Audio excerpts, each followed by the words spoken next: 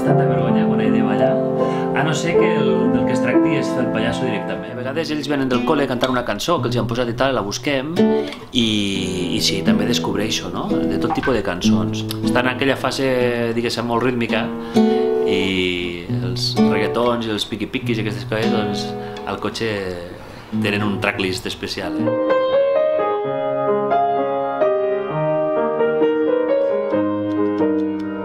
No la puc escoltar d'una forma passiva, no?, sinó que hi ha molta emoció i també doncs, perquè és una de les cançons que més he vist que a la gent li agrada i que la utilitzen per a fer vídeos, que em diuen, escolta, he posat aquella música teva, no?